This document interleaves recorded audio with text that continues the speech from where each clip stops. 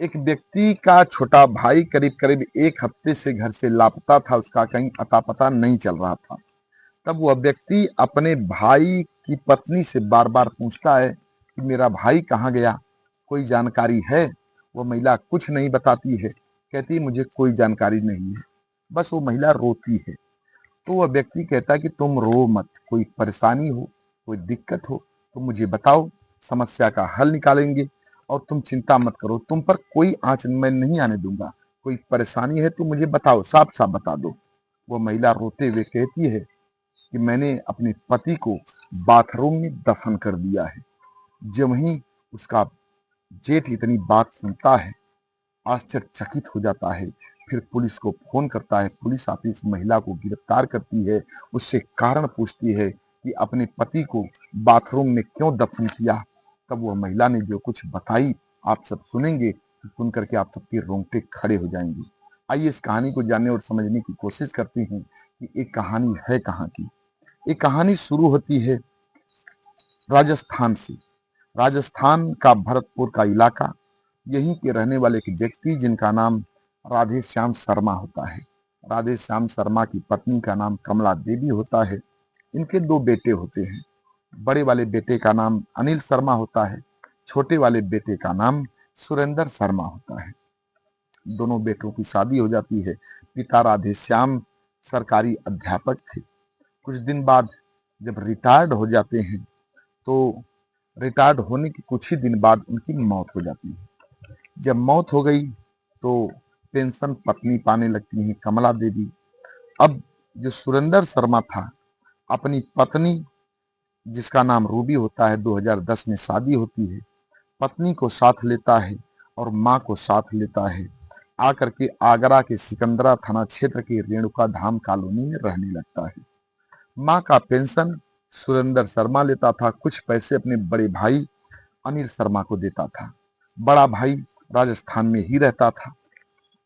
दोनों भाई में इतना तालमेल था कि माँ का पेंशन ज्यादा से ज्यादा पैसा छोटा भाई लेता था, कुछ ही हिस्सा बड़ा भाई पाता था, लेकिन दोनों भाई संतुष्ट थे। धीरे धीरे समय बीतता है। सुरेंद्र को एक बेटी होती है जिसका नाम रिद्धि होता है। फिर कुछ ही दिन बाद एक और बेटी होती है जिसका नाम सिद्धि होता है। सुरेंद्र शर्मा अपनी दोनों बेटियों पत्नी रूबी माँ कमला देवी के साथ रहता था। धीरे धीरे समय व्यतीत होता है। अब कुछ ही दिन बाद सुरेंद्र शर्मा जो कि शराब का आदी हो जाता है। शराब का जब आदी हो गया तो पत्नी बार बार मना करती है, शराब पीने से मना करती है। दोनों में लड़ाई झगड़े अक्सर होते थे। जब लड़ाई झगड़े ज्यादा होने लगे तो पत्नी काफी परेशान होने लगी। एक दिन 17 मई की तारीख आती है, 17 मई 2026। ए जिसका नाम रूबी होता है, उसकी पत्नी सुरेंद्र की खीर बनाती है। खीर में नींद की गोलियां डाल देती है। गोलियां डालने के बाद अपने पति को खिला देती है। करीब करीब 18 गोली नींद की डालती है खीर में। सुरेंद्र शर्मा खाता है। खाने के बाद बिस्तर पर लेटता है और फिर हमेशा हमेशा के लिए सो जाता है, अर्थात उसकी मौत हो जाती है। धीरे धीरे सवेरा होता है। बेड पर जाकर के देखती है रूबी, उसके पति की मौत हो चुकी थी। तब 18 मई 2026 को अपने जेठ को फोन लगाती है, अनिल शर्मा को, और फोन लगा करके कहती है कि मेरे घर पुलिस दबिश बना रही है। पहले का कुछ मामला है, पूछताछ के लिए बार बार आ रही है। आप आइए, दोनों बेटियों को और माँ को लेकर के चले जाइए। जब इतनी बात अनिल शर्मा सुनते हैं, कहते हैं ठीक है। फिर रूबी कहती है कि माँ को, दोनों बेटियों को एक दुकान पर मैं बैठा दी हूँ, आप घर मत आइएगा और दोनों तीनों लोगों को साथ लेकर के चले जाना। अनिल शर्मा कहता है ठीक है। अनिल शर्मा 18 मई को आता है और फिर दोनों बेटियों को और माँ को साथ लेता है और अपने घर चला जाता है। इधर अनिल शर्मा अपने भाई के बारे में पूछता है कि भाई कहाँ है, तो रूबी कहती है कि उनका कुछ अता पता नहीं है, मैं आपको बाद में बताती हूँ। कुछ ही घंटे बाद रूबी फिर अपने जेठ अनिल शर्मा को फोन लगाती है और कहती है कि वो अभी अभी घर पर आए थे और मुझसे लड़ाई झगड़ा किए हैं और 5,000 रुपए ले करके चले गए हैं। मुझसे बोल करके गए हैं कि 2-3 दिन में तुम्हें बता दूंगा कि मैं कहाँ जा रहा हूँ।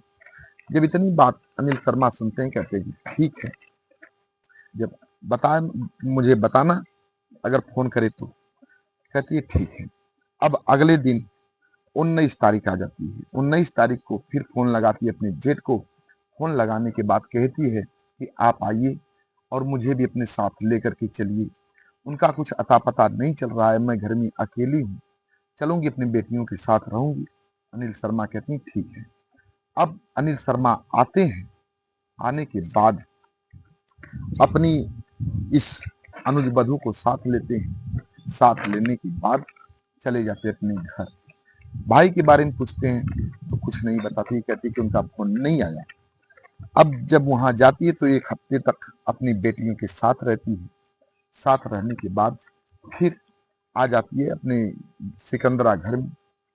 यहाँ 19 तारीख को जब गई थी, उससे 1 घंटे पहले अपने पति को 18 तारीख को 18 मई को अपने पति को बाथरूम में दफन करके गई थी। 1 हफ्ते बाद जब आई तो फिर इसके बाद लेबर को बुलाती है। लेबर को बुलाने के बाद जहाँ अपने पति को बाथरूम में दफनाई थी, बकायदा सम कर दी थी, जमीन को प्लेन कर दी थी और उस पर टाइल्स लगवा देती है। टाइल्स लगवाने के बाद उसी पर स्नान करती थी, नहाती धोती थी। धीरे धीरे समय बीतता है। 26 तारीख आ जाती है। जब 26 तारीख आती है तो फिर अनिल शर्मा अपने भाई के बारे में पूछते हैं तो कहती है रूबी कि उनका कुछ अता पता नहीं है। जब इतनी बात अनिल शर्मा सुनते हैं तो आगरा आते हैं सिकंदरा। सिकंदरा थाने में रूबी को साथ लेते हैं और थाने में जाने के बाद भाई की गुमशुदगी का रिपोर्ट दर्ज करा देते हैं। अब रिपोर्ट दर्ज कराने के बाद फिर आकर के अपने घर चले जाते हैं। इधर पुलिस ढूंढने लगती है सुरेंद्र शर्मा का कहीं पता चले। कई सीसीटीवी कैमरा खंगालती है। सीसीटीवी कैमरा खंगालते समय पुलिस के सामने होती है रूबी और अपने पति को बार बार याद करके रोती है। कुछ सुराग नहीं मिलता है।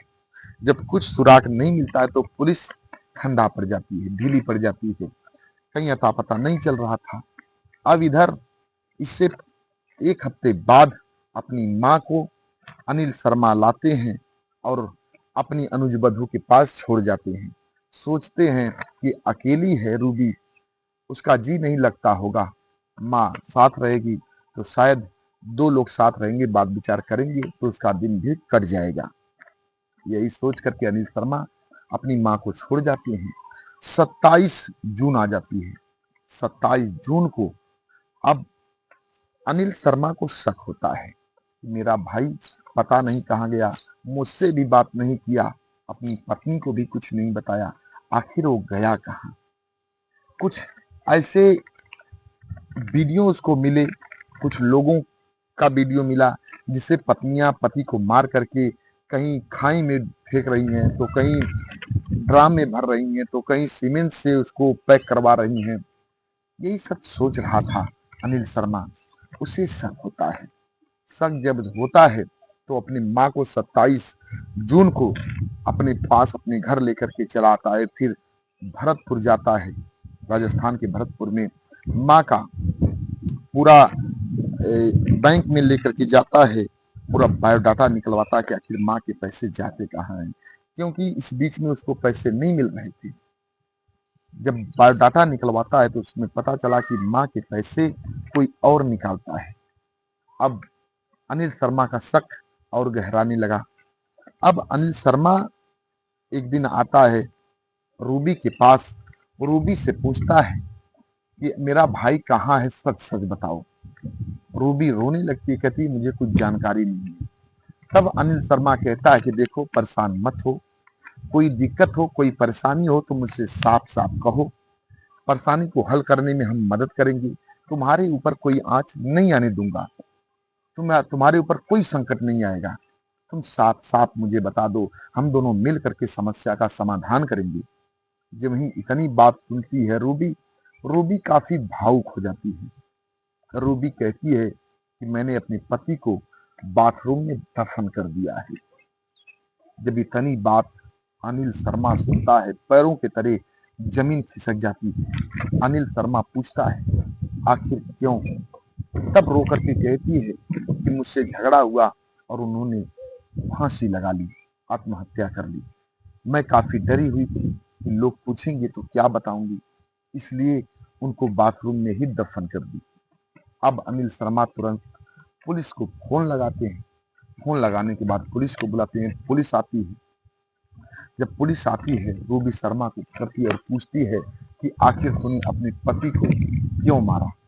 रूबी शर्मा रोने लगती है, रो करके कहती कि मेरा पति शराब का आदी था, मुझसे लड़ाई झगड़ा करता था, मारपीट करता था, इसलिए मैंने खीर में नींद की 18 गोली डाल करके उसको खीर पिला दी। मेरा पति खीर खा करके, खीर पी करके सो गया और हमेशा हमेशा के लिए सो गया। मैं काफ़ी डरी हुई थी कि लोगों को जब पता चलेगा तो लोग क्या कहेंगे, इसलिए बाथरूम में मैंने अपने पति को दफन कर दी।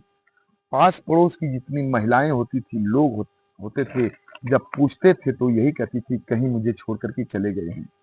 उन लोगों की बेचारी बनी हुई थी, लेकिन सच्चाई जब लोगों के सामने आती है, लोग सोचने पर मजबूर हो जाते हैं कि इसके भोलेपन के पीछे एक ऐसा खतरनाक चेहरा छिपा है, जिसने अपने पति को नींद की 18 गोलियां दे करके हमेशा हमेशा के लिए सुला दी और बाथरूम में दफन कर दी। उसी बाथरूम में हर रोज स्नान करती थी। कैसा इस कलेजा है इस महिला का, सोचने पर लोग मजबूर हो गए। पुलिस जगह पूछती है, बाथरूम में वो महिला रूबी लेकर के जाती है, पुलिस को बताती है कि यही हमने दफन किया है। पुलिस टाइल्स को हटवाती है, मजदूरों से गड्ढा खुदवाती है और जब गड्ढा खुदवाती है तो सुरेंद्र शर्मा का कंकाल मिलता है, अस्थियां मिलती है। पूरे मांस गल चुके थे क्योंकि 45 दिन हो चुकी थी। अब उस अस्थियों को पुलिस अपने कब्जे में लेती है।